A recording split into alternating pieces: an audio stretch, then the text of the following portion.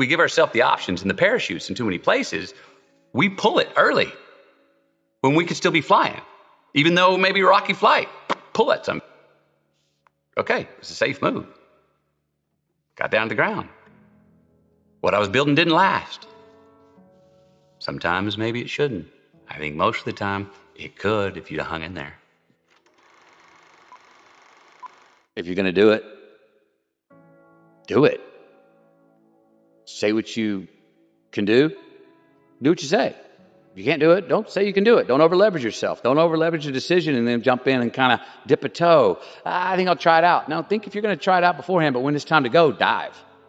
Finish it. Find out. Come out the other side. Don't leave it and go, ooh, if I just would have. That keeps me up at night. I think it keeps a lot of us up at night.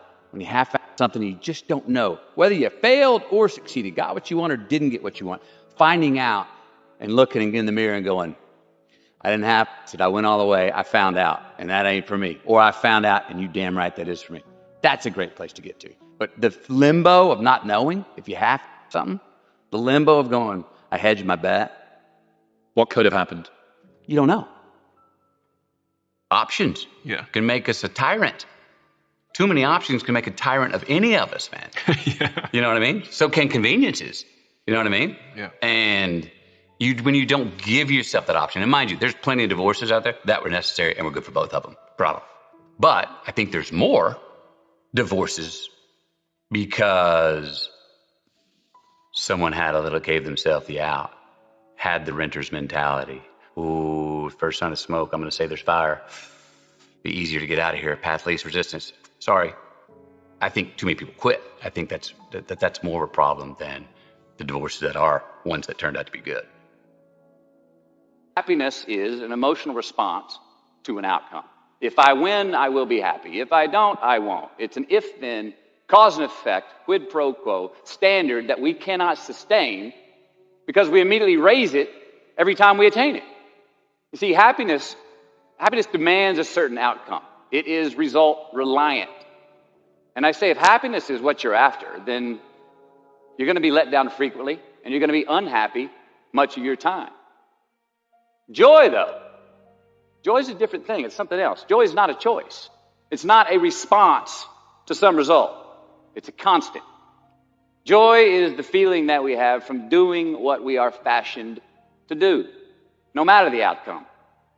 Now, personally, as an actor, I started enjoying my work and literally being more happy when I stopped trying to make the daily labor a means to a certain end. For example, I need this film to be a box office success. I need my performance to be acknowledged. I need the respect of my peers. All those are reasonable aspirations, but the truth is, as soon as the work, the daily making of the movie, the doing of the deed became the reward in itself for me, I got more box office, more accolades and respect than I ever had before. See, joy is always in process. It's under construction. It is in constant approach, alive and well in the doing of what we're fashioned to do and enjoying it. I can't, I hate, and lying were three things that you got in trouble for. If I said I can't, my dad's teeth would start to go, excuse me? Sure you're not just having trouble? I remember this one time I was going out to do my chores Saturday morning to mow the lawn, and I couldn't get the damn lawnmower to start. Checked everything, couldn't get it started. I'm going inside, I said, Dad, can you help me out? I can't get the lawnmower started. And he turned around, I saw his molars, and he got up, walked with me through the kitchen, through the garage, out the backyard, went to the lawnmower, messed around, pulled a couple things out, about 10 minutes, boom, cranked it. And while the lawnmower was running right there, he came over to me and bent down and looked me in the eye and he goes, see, son, you were just having trouble. We're going to make mistakes. You got to own them. Then you got to make amends. And then you got to move on. Guilt and regret kills many a man before their time. So turn the page, get off the ride. You are the author of the book of your life. You want to ask your boss for that promotion, but you're scared he's going to think you're overstepping your bounds. Well, instead of denying those fears, declare them. Say the fear out loud. Admit it. Give them the credit they deserve. Don't get all macho and act like they're no big deal.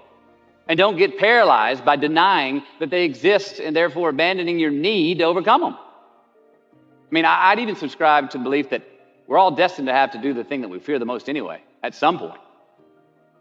So give your obstacles credit, and you will, one, find the courage to overcome them, or you will, two, see more clearly that they're not really worth prevailing over. Be brave, have courage, and when you do, you get stronger, you get more aware, you get more respectful of yourself and that which you fear. A certain amount of guilt is very healthy. It helps us, keeps us, it's boundaries. Without any shame, without any embarrassment, without any guilt.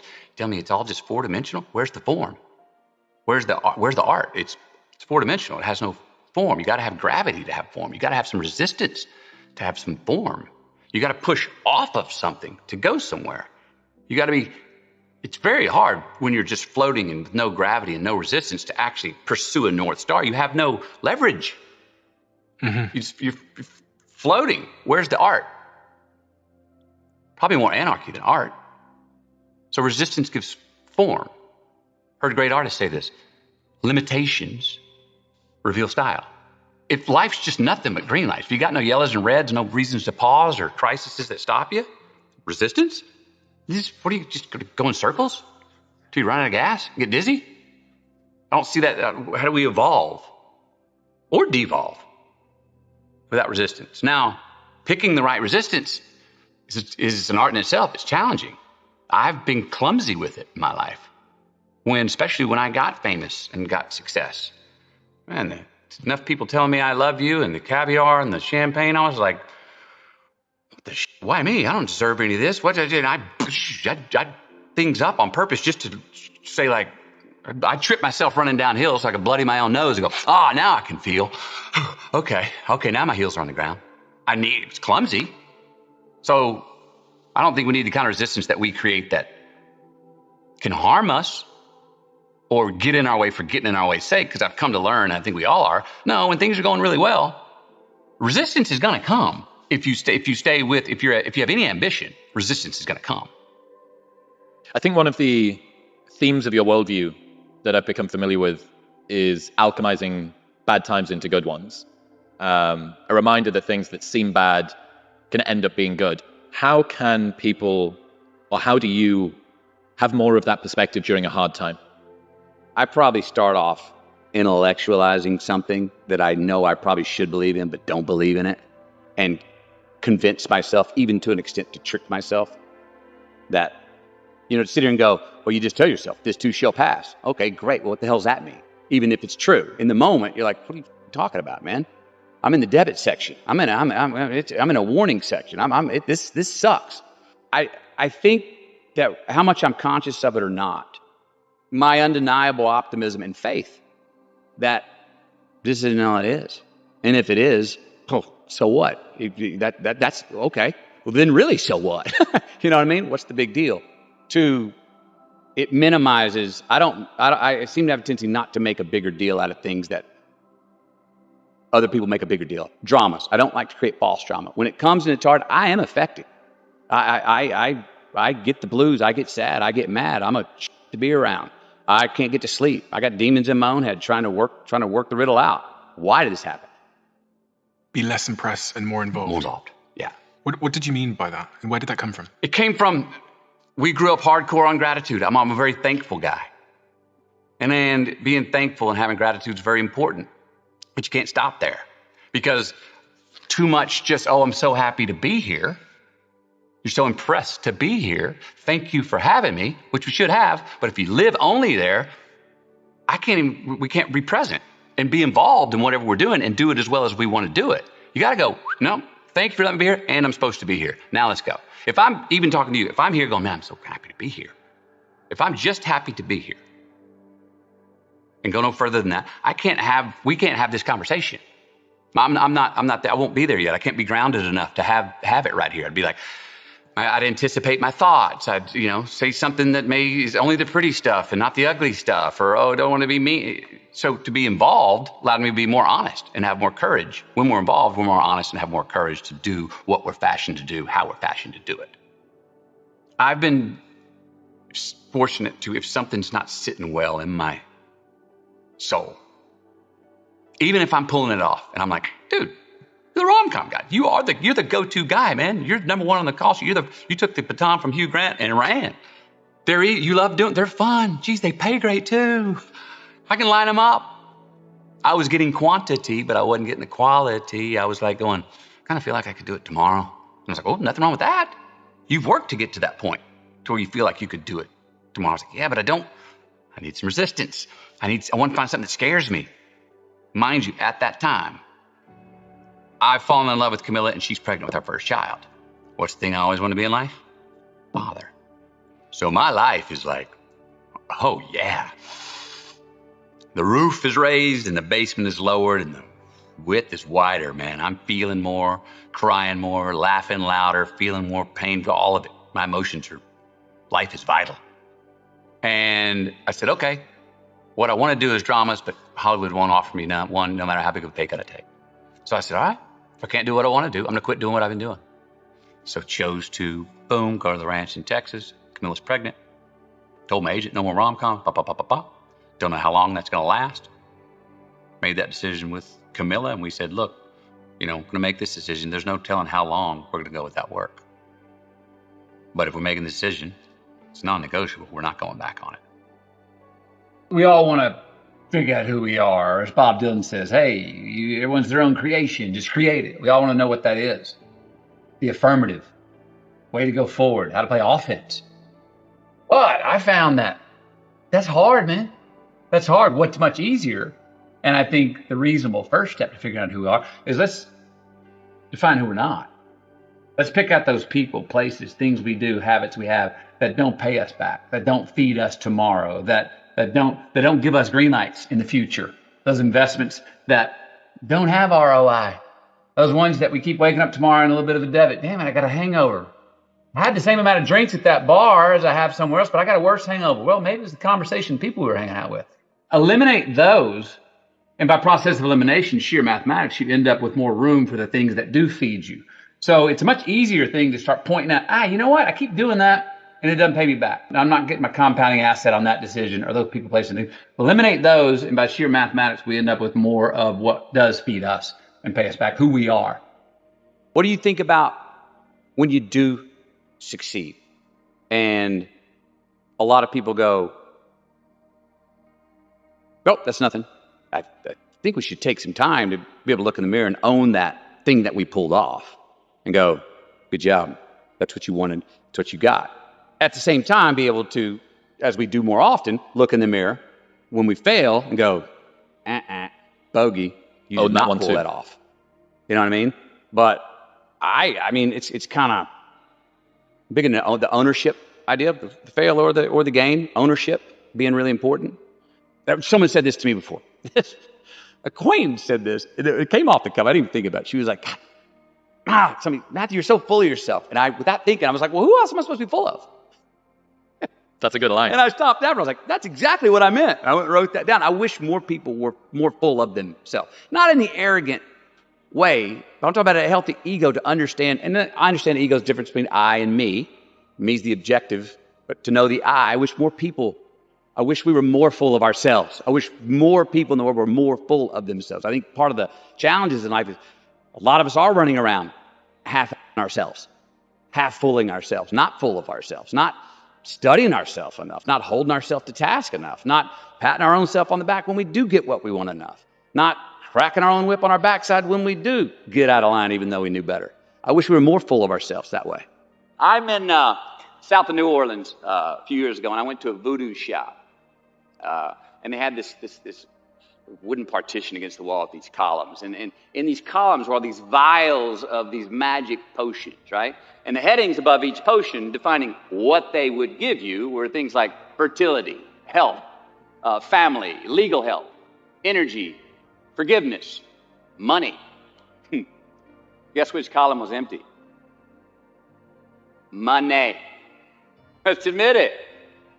Money is king today. It's what makes the world go round. It is success. The more we have, the more successful we are, right? Now, I would argue that our cultural values have even been financialized. Humility is not in vogue anymore. It's too passive. It's a get rich quick on the internet, richest 15 minutes of fame world that we live in, and we see it every day. But we all want to succeed, right? So the question that we got to ask ourselves is what success is to us, what success is to you. Is it more money? That's fine. I got nothing against money. Maybe it's a healthy family. Maybe it's a happy marriage. Maybe it's to help others, to be famous, to be spiritually sound, to leave the world a little bit better place than you found it. Continue to ask yourself that question. Now, your answer may change over time, and that's fine. But do yourself this favor. Whatever your answer is, don't choose anything that will jeopardize your soul. Prioritize who you are, who you want to be, and don't spend time with anything that antagonizes your character. Don't drink the Kool-Aid, man. It tastes sweet, but you will get cavities tomorrow, all right? Life is not a popularity contest. Be brave, take the hill, but first answer that question, what's my hill? When extra credit's included, credit doesn't get its due. When more gives us less, the exchange rate's gone askew. When amnesty is offered going into the crime, we're more bound to commit it because there's no fine. We start playing to tie instead of going for the win when participation's the trophy for every cow in the pen. If I stay on the porch because you picked up the slack, when you look over your shoulder, I can't have your back. If there is no curfew, we're going to stay out all night. No tab at our bar, we're going to get drunk and start a fight. All these long lenses got us losing our sight. You keep lifting it from me, I'm going to lose all my might. When a 4-star duty suits a 6-star rate, we take our hands off the wheel and rely on fate. Eating all we can at the all-we-can-eat buffet gives us a 3.8 education and a 4.2 GPA. We steal from ourselves and get away with the scam. What's the measure of merit with less give a damn? These unlimited options sure have me confused, while all the conveniences are keeping me properly lubed. In this red light district with the inflation, the ROI's math don't pay for vacation. So let's just admit it, this extra credit's quite a fluffer, because when the tip's included, the service will suffer. There's a responsibility to freedom, and that there is freedom in responsibility. You know, and that earn your way there. We remember the stuff we earn, the stuff we experience, more than what the teacher tells us or what someone gives us for free. We just do. We broke a proverbial sweat on it, whether it was mental or physical or whatever. We built it. We understand. We felt how we got it, how we achieved it, how we got what we wanted. Those stick with us. Whether we forget them intellectually, they were written in our lineage, and they build resilience, and they build a healthy, true optimism going forward to know that, oh no, I've worked for something before and achieved it. Delayed gratification. Oh, there are choices I can make today for myself that will pay me back later in life. So there are choices we make. If you're going to say right now, I'm going to lie, cheat, and steal to get what I want, and I got it. I got an immediate green light for me. That's a battery-powered green light. That's not a solar-powered green light. Why? Because now, everywhere I go, I got to look over my shoulder to see if someone's there that I lied, cheated, and stole from. And when I'm doing that, I'm stealing whose time? My time. Now I'm not freedom. I'm not free. I don't have the freedom. I didn't create freedom in my future because I chose to make an irresponsible act that I left crumbs. I've now got reasons to look over my shoulder. And the more things we do to create in our future that we got to look over our shoulder, the more of our most precious thing we have in our life's time that we're stealing from ourselves. So it's not puritanical. It's just like, it's actually self-serving. It's a very selfish choice. And I'm a fan of the word selfish. I've helped redefine it. But I believe that there are selfish choices we can make that are the most selfless, that there are selfless choices that we can make that are the most selfish choices. Those two are not a contradiction, and we see them that way. So to any of us, whatever those things are, whatever it is we look up to, whatever it is we look forward to, and whoever it is we're chasing, to that I say amen. To that I say, all right, all right, all right. And to that I say, just keep living, huh? Thank you.